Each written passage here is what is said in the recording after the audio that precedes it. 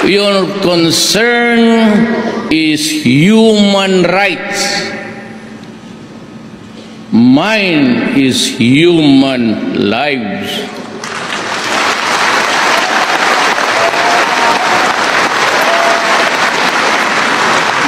Nakita nyo na ilang days na mula nung hearing, kung magbasa ka ngayon sa lahat ng news items, nandoon at nakalagay talaga yung suporta ng mga tao at nakita nila na ito ang presidente na na-miss namin. And yung biro nga ni PRRD doon na gusto ko hanggang alas 4 tayo ng madaling araw. In fact, isa sa mga inignore ni Risa Hontiveros na sinabi ni PRRD during that time is bakit natin hindi pag-usapan yung tungkol sa NPA, di ba? Kasi hindi lang war on drugs ang merong casualties. Even yung tungkol sa mga rebelde at NPA na gusto nating mawala na dito sa ating bansa. Napakarami ng mga casualties pero hindi ito iniimbestigahan ni Senator Hontiveros. Pero tayo na mga sumusunod sa batas, tayo na ordinaryong mamamayan, lahat tayo ay gusto ng mapayapang lugar, mapayapang bansa kung saan tayo ay namumuhay na may saya at ligtas. Imagine, former president pumunta doon sa Senado, inimbitahan at mukhang ayaw umalis ni PRRD doon. Nakulangan siya sa oras. Nandun po kayo sa sidelines ng Pangulo. Ano po ang, niyo ma'am, point of view ng mga panahong yon? Nasa kanan ako, di ba? Anyway, sobrang ako ay nagagalak at nagpapasalamat sa nangyari na hearing. Historically, gusto ko itong bigyan ng diin because he is the only president who appeared in the Senate. Alam nyo yon, tell me who among those who were accused vice presidents and presidente na nag-appear sa Senado para sa paglilitis sa kanya. And nagpakita ang ating Pangulong Duterte, ang chairman ng PDP Laban, ng kakaibang tapang para sa ating lahat. And facing your accusers is one of the hardest thing that anybody is about to face, sa kahit sinong tao yan, normal man o nasa posisyon. Ito ang isa sa mga pinaka ayaw na gawin at ayaw harapin ng tao. Pero si Pangulong Duterte, buong tapang, buong confidence na humarap siya sa kanyang mga accusers even if he knows na this hearing was intended to pin him down. Ma'am, meron tayong tinatawag na sa Mindanao, Visayas, Bisaya humor. Alam mo yun, naiintindihan mo kung nagjo-joke pa ito o hindi. Yes. Lalo na yung sagutan nila former President Digong at ni Risa Hontiveros. Anong tingin mo doon, ma'am? Kakaiba po talaga ang humor ng Bisaya. In fact, ako ay Bisaya din, taga Mindanao, kaya hindi ako nagugulat sa mga sinasabi ng Pangulong Duterte, ng ating minamahal na Tatay Digong sa kanyang mga tinuran na mga salita doon sa Senado. In fact, marami siyang binitawang statement na kung hindi mo siya kilala, ang lagi kong sinasabi, when you speak with PRRD, know number one, his heart, know his mind, and know his intention. Tatlo yan na kailangang intindihin mo kay PRRD. Huwag niyong putulin ang kanyang salita based lang doon sa isang sentence, but take the totality of his statements dahil marami kang mapupulot at maraming pangaral na pwede mong makuha. Pero kung ang isang tao po, kagaya ng kay Senator Risa Hontiveros, who was already closed sa kanyang utak, kung ano yung paghusga niya sa pagkatao ni Pangulong Duterte, hindi talaga sila magkakaintindihan at hindi talaga niya iintindihin ang anuman ang sasabihin ni Pangulong Duterte. Ma'am, yung mga nangyari po ba sa Senate hearing, ito ba'y nakasama sa pamilya Duterte o nakabuti? Sa tingin ko po ay nakabuti. Hindi lamang sa tingin ko, paniniwala ko na ito ay mas lalong nakapabuti sa ating Pangulong Duterte. Alam nyo, nung pumasok si Pangulong Duterte, one thing was for sure na naramdaman ng lahat ng mga taong presente doon sa hearing na yon.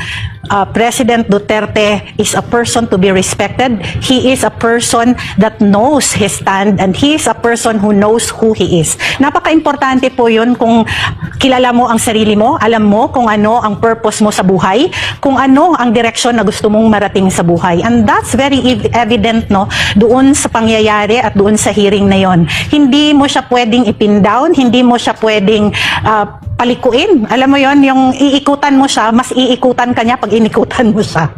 Ma'am, bago lang si partner Admar, yung pagharap po ba ma'am ni former President Duterte doon sa Senado, tingin mo makakatulong ito sa slate ng PDP Laban bilang ranking of officer po ng partido sa darating po na 2025 midterm elections? Yes, it was very advantageous to the PDP Laban members who are running for the Senate particularly, no?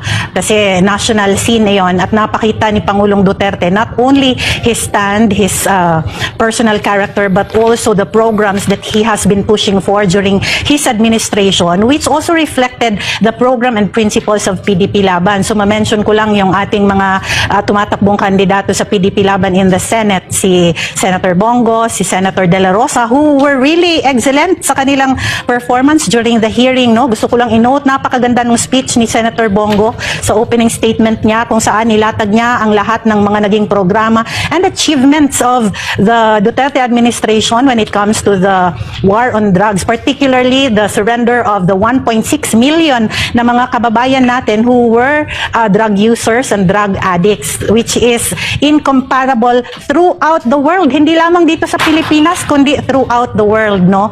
And si Senator Bato de la Rosa, he was at his prime nung panahon na yon dahil maalam talaga siya because he is a former police, no?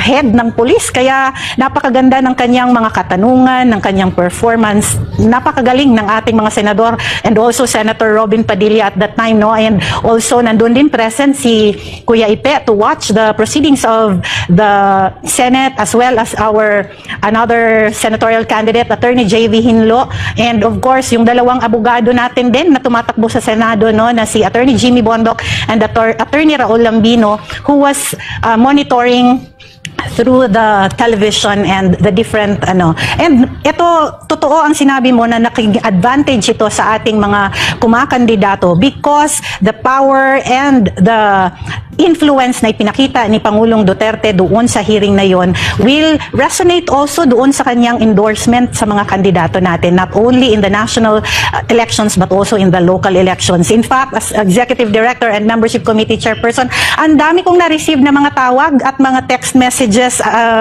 MJ, kung saan gustong magpa-adapt sa PDP Laban ng ibang mga kumakandidato na nasa ibang partido. Opo, Ma'am Astra, magandang gabi, may gabi. Ang napansin kasi, siguro, yung iba, ang tingin nila, mayroong silent majority. Kasi lang, ang mga maiingay lang po, ito talaga mga kritiko ngayon at nabibigyan sila ng platform, lalo na sa mainstream media, sa pagtuligsa dito sa war on drugs. Pero nung nagsalita ang dating Pangulo, biglang nabuhay, naging aktibo ulit at buhay na buhay yung 8 out of 10 ng mga Filipino na nagustuhan nila ang pamamalakad ng dating Pangulong Rodrigo Duterte kasi mula noong nangampanya siya, even before pa, nung naging mayor pa siya, nung nangampanya siya for president, nung nahalal siya naging president, consistent yung kanyang messaging na talagang kakalabanin niya yung kriminalidad, kakalabanin niya yung mga drogista. Ganito rin po ba yung inyo pong tingin dito, ma'am? Hindi lang tingin, there's proof to it, no? Na nabuhayan talaga ang loob ng lahat ng ating mga kababayan. In fact, if you check across all social media of the different media outlets, anong klaseng estasyon, radyo man yan, television man yan, millions ang nanood ng live. And siguro sobrang happy ng mga senador, dahil nasa limelight din sila. Ako naman ay gusto kong i-note din, no, na thank you also kay Senator Coco Pimentel dahil despite sa history between PDP Laban and him, he was very fair in how he handled the hearing. And nakita nyo na ilang days na mula nung hearing, kung magbasa ka ngayon sa lahat ng news items, nandoon at nakalagay talaga yung suporta ng mga tao at nakita nila na ito ang presidente na na-miss namin. And yung biro nga ni PRRD doon, no, na gusto ko hanggang alas 4 tayo ng madaling araw. In fact, isa sa mga in-ignore ni Risa Hontiveros na sinabi ni PRRD during that time is bakit natin hindi pag-usapan yung tungkol sa NPA, di ba? Kasi hindi lang war on drugs ang merong casualties. Even yung tungkol sa mga rebelde at NPA na gusto nating mawala na dito sa ating bansa. Napakarami ng mga casualties pero hindi ito iniimbestigahan ni Senator Hontiveros. Pero tayo na mga sumusunod sa batas, tayo na ordinaryong mamamayan, lahat tayo ay gusto ng mapayapang lugar, mapayapang bansa kung saan tayo ay namumuhay na may saya at ligtas. Ma'am, ano po sa tingin ninyo ang dapat na maging pamantayan na magandang peace and order sa lugar? Kasi after nitong naibahagi ng dating Pangulo na lumalala ang kriminalidad ngayon, yung kasalukuyang administrasyon naman naglabas ng datos na pagbaba ng crime index, pero doon naman sa isang survey, international survey yun, yung lungsod po ng Maynila, sadly, yun ang nangunguna sa may mataas na kriminalidad dito, hindi sa Pilipinas, sa Southeast Asia pa. Southeast Asia, correct. Alam nyo, when you are in the administration, nalungkot nga ako actually nung nakita ko yung denial ni E.S. Bersamin doon sa statement ng ating Pangulong Duterte na tumataas ang krimen at ang sinabi niya na hindi daw ito totoo. Alam nyo, ang taong nasa lansangan, sila ang nakakaramdam sa katotohanan. Surveys, reports can be fake. Alam mo yun, pwede nating pikiin kung pinoprotektahan natin ang ating sarili. Pero sino ba ang tunay na nakakaramdam kung tayo ngayon sa lipunan ay ligtas? Alam nyo, napakadami ng insidente ng carnapping, ng